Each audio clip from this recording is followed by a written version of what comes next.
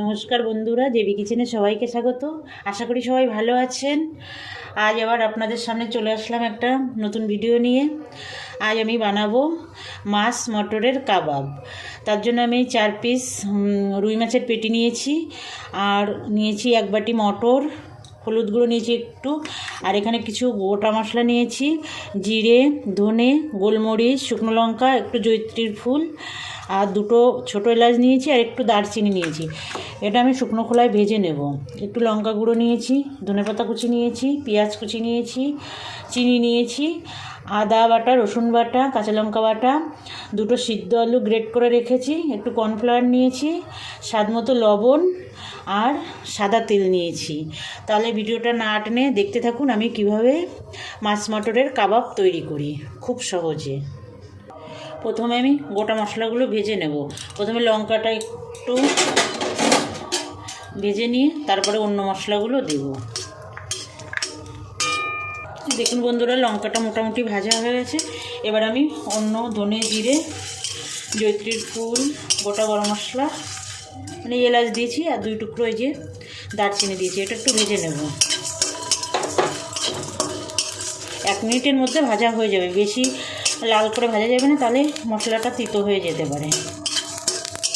দেখুন ভাজা হয়ে গেছে, নামিয়ে নেব। এবার আমি কড়াইতে অল্প করে জল দিয়ে দেবো। জল দিয়ে একটু লবণ আর একটু হলুদ দিয়ে মাছটা সিদ্ধ করে নেব। অল্প জলই দিতে হবে, জলও শুকিয়ে যাবে, মাছও সিদ্ধ হয়ে যাবে। একটু হলুদ দেব।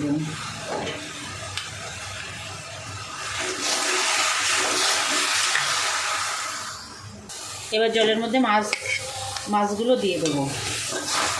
উল্টে পাল্টে সিদ্ধ করে নেবো ভালো করে, জলটা পুরো টেনে যাবে। আর গ্যাস অফ করে দিয়ে মাছটা তুলে নেব। মাছ সিদ্ধ হতে হতে আমি মটরটা বেটে নেব। দেখুন বন্ধুরা, মাছটা সুন্দর সিদ্ধ হয়ে গেছে, জলও শুকিয়ে গেছে। এবার আমি গ্যাস অফ করে দেবো। মাছটা ঠান্ডা করে কাটা বেছে নেব। গ্যাস অফ করে দিয়েছি, নামিয়ে নেব।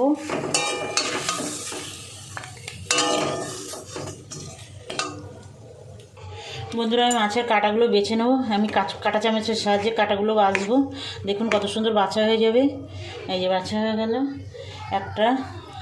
আর বন্ধুরা, আপনাদের কাছে আমার অনুরোধ, আমার ভিডিওটা না টেনে সম্পূর্ণ দেখবেন। আর যেসব বন্ধুরা এখনও পর্যন্ত আমার চ্যানেলটা সাবস্ক্রাইব করেননি, তাদের কাছে অনুরোধ রইল আমার চ্যানেলটা সাবস্ক্রাইব করে আমার সঙ্গে থাকবেন। আর যারা সাবস্ক্রাইব করেছেন তাদের অসংখ্য ধন্যবাদ। আমার সঙ্গে থাকবেন, আমার ভিডিওটা দেখবেন, লাইক কমেন্ট করবেন। আমি যেভাবে এই মাছ মটরের কাবাবটা তৈরি করছি, বাড়িতে একবার অন্তত তৈরি করবেন। আশা করি আপনাদের খুবই ভালো লাগবে। এই যে বন্ধুরা, আমি মাছটা কাটা বেছে নিয়েছি, মটরটা বেটে নিয়েছি দেখুন এই যে। আর এই যে গোটা মশলাটা ভেজে রেখেছিলাম সেটা আমি গুঁড়ো করে নিয়েছি। পরের স্টেপে যাব। কড়াই গরম হয়ে গেছে, এবার 1 চামচ মতো সাদা তেল দিয়ে দেবো।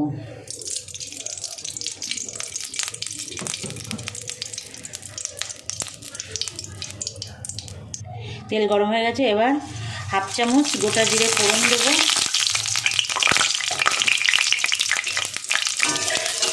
জিরে থেকে সুন্দর ভাজা গন্ধ বেরিয়ে গেছে, এবার পেঁয়াজ কুচি দিয়ে দেবো। পেঁয়াজটা একটু কাঁচা গন্ধ যাওয়া পর্যন্ত ভাজবো। এবার আদা বাটা দেবো 1 চামচ, রসুন বাটা দেবো 1 চামচ, আর কাঁচা লঙ্কা বাটা দেবো 1/2 চামচ। লঙ্কাটা আপনারা আপনাদের স্বাদ মতো দেবেন। কেউ লঙ্কা বেশি খায়, কেউ কম খায়, সেই জন্য যে যেরকম পছন্দ করেন সেইভাবেই লঙ্কা দেবেন। এবার একটু লবণ দিয়ে দেব। লবণ দিয়ে কষাবো, কাঁচা গন্ধ যতক্ষণ থাকে ততক্ষণ কষাবো। পেঁয়াজ, রসুন, আদা থেকে কাঁচা গন্ধ গিয়ে এবার দেখেন তেল ছেড়ে দিয়েছে। এবার আমি লঙ্কার গুঁড়ো দিয়ে দেবো খানিকটা, আর দেবো একটু হলুদ। এবার আমি এই মটরশুঁটি বাটাটা দিয়ে দেবো, দিয়ে একটু কষিয়ে নেব। মটরশুঁটিটা আমি কাঁচা বেটেছি, সেই জন্য আগে দিলাম। আপনারা যদি সেদ্ধ করে বাটেন তাহলে পরে দিলেও হবে। আমি এটা কাঁচা দিয়েছি, এই জন্য একটু আগে দিলাম ওটা। এবার আমি সেদ্ধ করা মাছটা দিয়ে দেবো, মাছটা দিয়েও একটু কষাবো। এবার সেদ্ধ করা আলুটা দিয়ে দেবো, গ্রেট করে রেখেছিলাম আলুটা দিয়ে দেবো, দিয়ে কষাবো। আমি যে ভাজা মশলাটা করে রেখেছি এর হাফটা দিয়ে দেবো আর হাফ পরে দেব, মিশিয়ে নেব। এবার 1 চামচ চিনি দিয়ে দেবো। চিনিটা আপনাদের স্বাদ মতো দেবেন, একই কথা বারবার বলি, কিন্তু চিনি লঙ্কা এগুলো যে যেমন খায় সে সেরকম দেবেন, এটা কম বেশি হলে খুব একটা অসুবিধা হয় না। এবার 1 চামচ কর্নফ্লাওয়ার দিয়ে দেবো, এটা বাইন্ডিংয়ের জন্য, একটু মুচমুচেও হবে। মিশিয়ে নেব। দেখুন বন্ধুরা, ডোটা একদম রেডি হয়ে গেছে। যেটুকু মশলা বাকি ছিল ওইটা দিয়ে দেবো, আর ধনেপাতাটা দিয়ে মিশিয়ে নামিয়ে নেব। নামিয়ে কাবাবগুলো রেডি করব। এই যে বন্ধুরা, আমার ডোটা রেডি হয়ে গেছে। এবার আমি কাবাব বানাবো। একটু হাতে তেল মাখিয়ে নিয়ে কাবাবগুলো বানিয়ে নেব। এই যে এতটা করে নেব, নিয়ে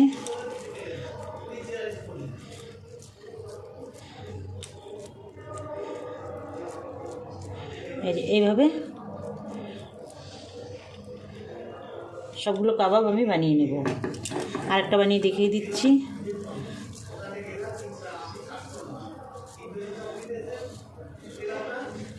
দেখুন, একটা কাটা বাজছে। মাছ তো বন্ধুরা খেয়াল করবেন, কাটা হয়তো একটা দুটো যেতে পারে, বেছে নেবেন হাতে বাঁধলে।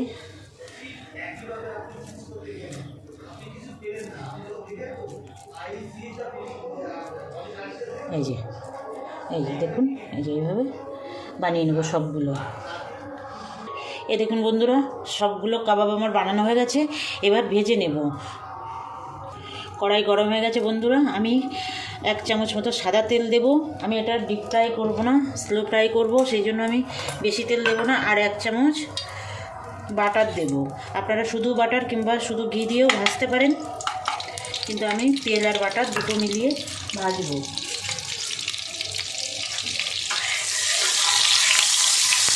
এবার আমি কাবাবগুলো ছেড়ে দেব।